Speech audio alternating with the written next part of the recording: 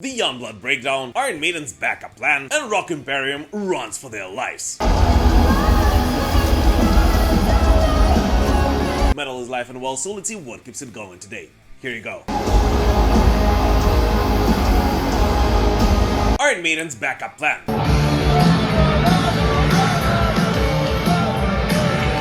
Whoa! It looks like we called it! Last week when we talked about Iron Maiden's Paris blackout, I did say that the most plausible scenario for pretty much everyone would be for Iron Maiden to continue shooting that video, which, just a reminder, the concert was interrupted in Paris because of the blackout, and thus Iron Maiden were not able to finish recording a live DVD that they promised they would record in Paris.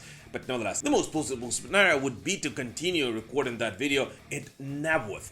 And that's exactly what's happening. Nice. And so the band has now officially confirmed that they will be continuing filming that DVD at AdFest in Knebworth on July 11th, with Steve Harris saying, "You all know what happened in Paris, so we're gonna have to finish it at Knebworth." While Bruce Dickinson added that the Paris footage will remain in the film, but they will be complementing it with some amazing stuff from Knebworth. Well, even more cool is it's there. So there you go, the live DVD from Paris, and now Knebworth, is still happening. And you know what? I'm actually rather glad that Iron Maiden decided to film it at two different locations. No, seriously, it just historically happens to be so that some of the best live DVDs this band has ever made were actually recorded at different nights. So who knows, maybe it is an indicator that the upcoming Run for Your Lives DVD will actually be one of those legendary DVDs that we all will be praising years from today. If you enjoy it, God bless you, and if you don't, well, God bless you as well. Here guys, super quick, just want to point out that if you still haven't subscribed to this channel, and if you don't absolutely hate me for recording these videos from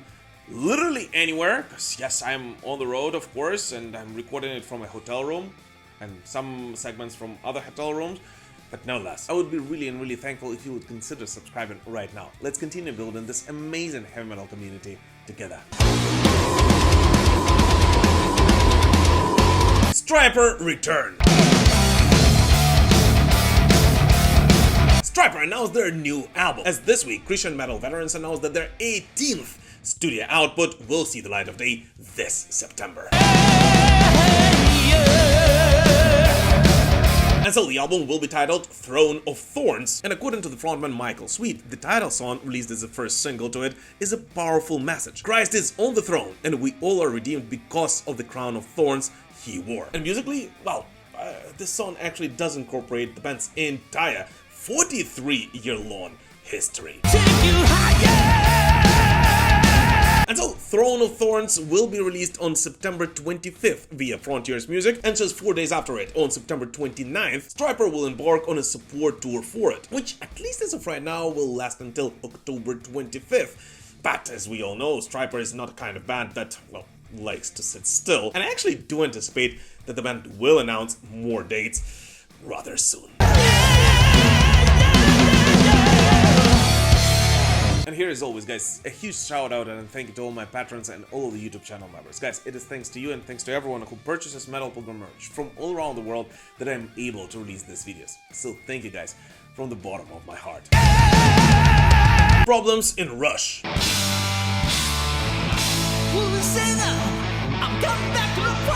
The two shows from the Canadian power metal giants, the 50-something tour, were sadly postponed due to medical reasons. As the band wrote on their social media pages, the frontman Gary Lee was diagnosed with laryngitis and bronchitis, and after medical evaluations, doctors advised Lee to have some additional time to recover and rest before returning to the stage. And because of that, the Rush shows in Texas, scheduled for June 30th and July 2nd, were postponed to July 11th and 13th, respectively.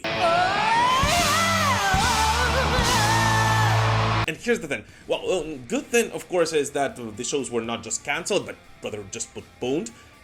But it still sucks, because you know what? This is not just a regular tour. And I'm more than sure that just like for all the similar tours of such a caliber, a lot, and I mean like a lot of people were traveling from afar to see this band live specifically on those dates. Unacceptable! But no, that's the most important thing, of course, is that Gary feels better. So on behalf of all the metal pilgrims around the world, let's all wish him a speedy recovery and return on stage. And you know what? I really, and I mean like really, want to see the 50-something tour myself.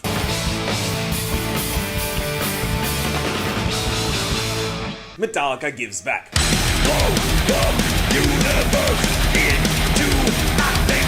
Metallica lends a helping hand. The metal legends make a donation to help Venezuela deal with the aftermath of a devastating earthquake. So this week, Metallica's nonprofit All Within My Hands donated $100,000 to an emergency and search and rescue agency, Direct Relief, to help provide funds to deploy the organization that will provide first aid supplies and hygiene items to displaced people, as well as medicine for those people who need it the most. And here I can already hear how so many people may say, hey, this is just nothing for Metallica, this is just like buying a toothpaste for that. Which is not. No, seriously guys, unlike many other bands, Metallica actually does give back to the community quite often. I mean, like, literally almost every week. So say what you want about this band, but one thing is absolutely clear. They are the band that never fails to give back. And for this, I am very thankful to Metallica. The Yungblud breakdown. I feel unhappy.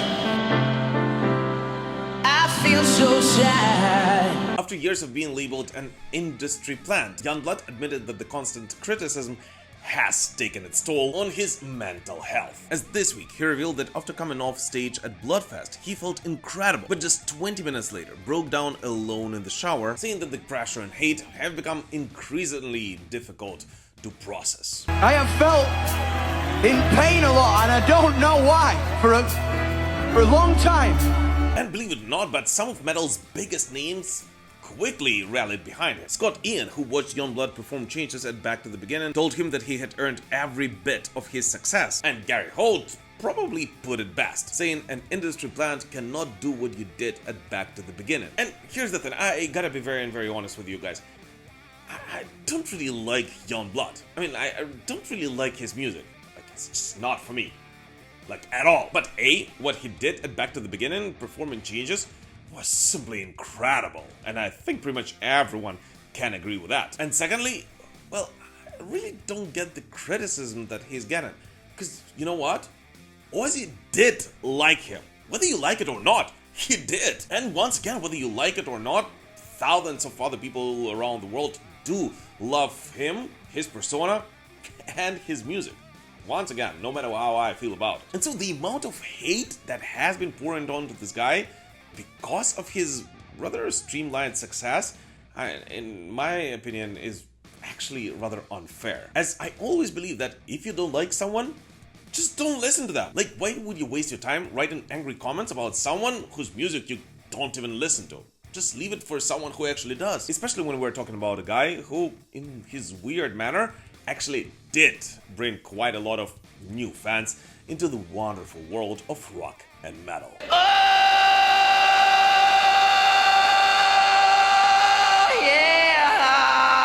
And now the time has come for your favorite part of the video, so let's take a look at 5 latest metal releases from this week, which although did not get their own segments in this video, are still definitely worthy of your attention. Deep Purple released Splat via Ear Music, marking the band's second studio album with guitarist Simon McBride, and once again teaming up with producer Bob Ezrin. According to the band, the album was built around a more spontaneous writing process, with ideas developed collaboratively in the studio rather than being fully completed beforehand. And it was that approach that gave Splat a more organic feel and captured the chemistry of the current Deep Purple lineup.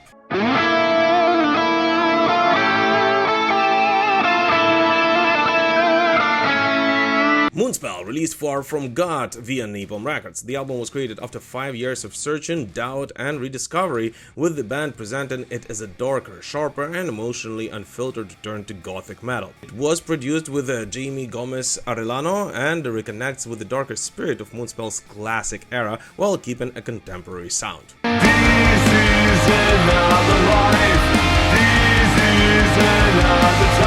Kamelot released Ashen World, featuring Ignacia Fernandez of Decessos, also known as Miss World Chile 2025. The song is the first single from the upcoming album Dark Asylum, due on August 28th via Napalm Records, and this collaboration adds a harsh vocal edge to Kamelot's cinematic symphonic metal sound.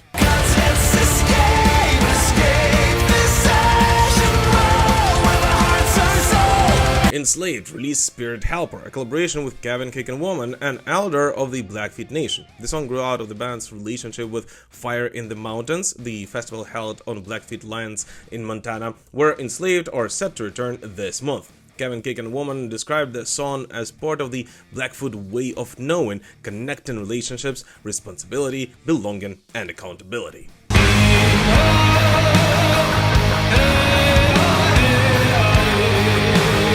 Dominium released Night is Calling via Napalm Records. It is the band's third full-length album following The Dead Don't Die, which entered the top 10 of the official German album charts. Produced by Felix Held and mixed by Jakob Hansen, the album expands Dominium's horror-themed modern metal with heavier riffs, bigger choruses, and cinematic drama.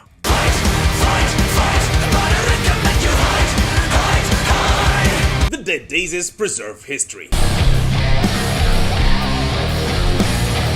The Dead Daisies, the legendary veteran hard rockers, surprise released an official live video of their one-off reunion with the legendary Glenn Hughes, which took place on May 30th in St. Charles, Illinois.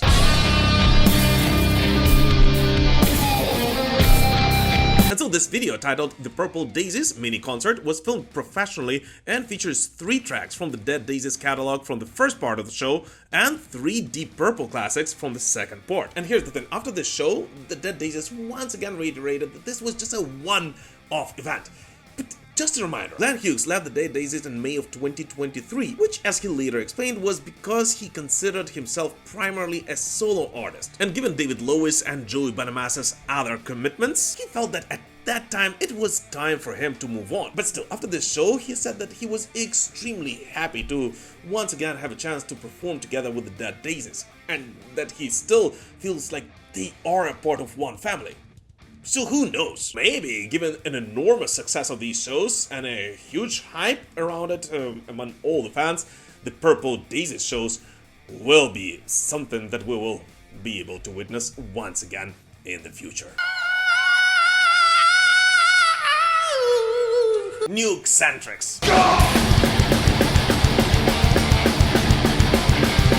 Thrash metal fans, rejoice! Legendary British band Xentrix announced their brand new 7th studio record, due to be released later this year via Listenable Records.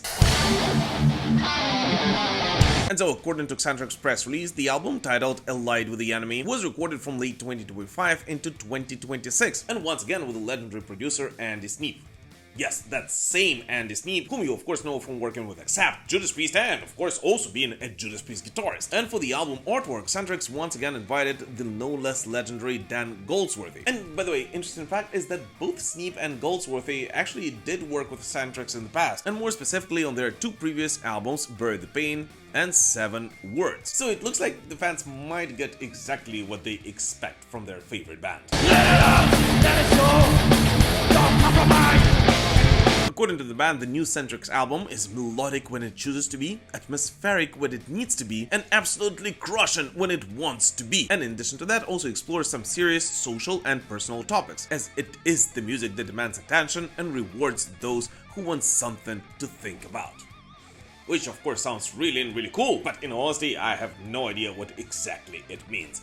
But it does look like we will find out very soon. And it looks like with Xentrix joining Anthrax and Flotsam and Jetsam new albums, it does look like the second half of 2026 will be a great time for all thrash metal fans. Anthrax meets TV. The Bay Area thrash metal legends track Blacklist will appear in a spy drama series. As Exodus mastermind Gary Holt said, sometime around a year ago, he received an email from some show that wanted to have the band's music in one of their episodes. Yet the problem is that it wasn't just some show, but rather a spy drama titled The Agency, which Gary Holt actually happens to be a huge fan of. I like turtles. Oh, in addition to that, the main star of that show is Michael Fassbender, a Prometheus Alien Covenant star, who also happens to be a huge Metalhead and Exodus fan. So this definitely was a match made in heaven. Just like that. And so the Blacklist will appear in the episode number 2 of the season number 2 of The Agency, which is already available alongside the 10 other episodes of the season 2 via Paramount+. And if you are a fan of Exodus, metal, or spy dramas, I guess you will have something to binge watch this weekend. Yeah, where's the loud rock music, Lisa? Queensryche's new album.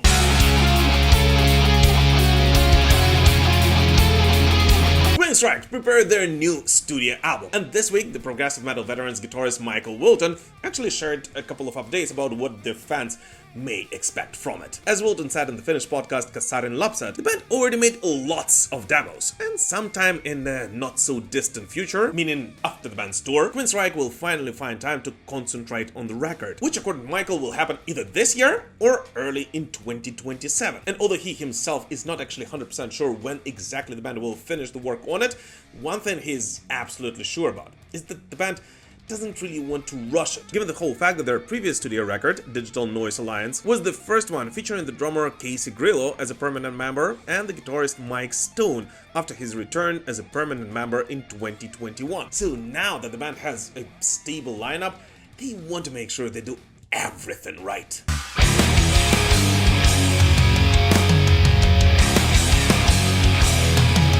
But the coolest thing is that this Sunday, on June 6th, Queensryche are kicking off their massive tour, and they are kicking it off at the ROCK IMPERIUM Festival, which I really hope to witness. And that of course means that I do hope to hear a bit more about the upcoming record from Michael Wilton himself. So definitely do not miss an episode with Michael on this channel in a couple of days. ROCK IMPERIUM run for their lives.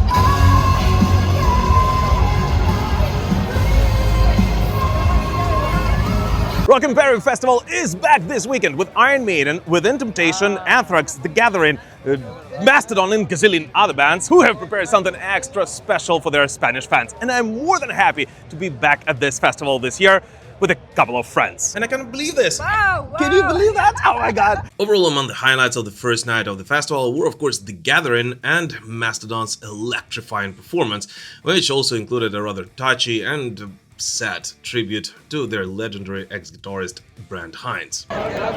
We dedicate this song each and every night to our co-founding guitar player, Mr. Brent Hinds. And given the whole fact that I just yesterday realized that despite following Mastodon for quite a lot of years, I've never actually seen them live, well, this was definitely one of the highlights of the first day of ROCK IMPERIUM. And the same goes for Lacuna Coil, who closed the show that night. And to me personally, especially amazing was to see how well the songs from their latest studio record fit into the classic hits setlist. Because here's the thing, I have to be honest with you, I did follow Lacuna Coil for quite a lot of years, yet it was their latest studio album that has made me rediscover their entire discography last year.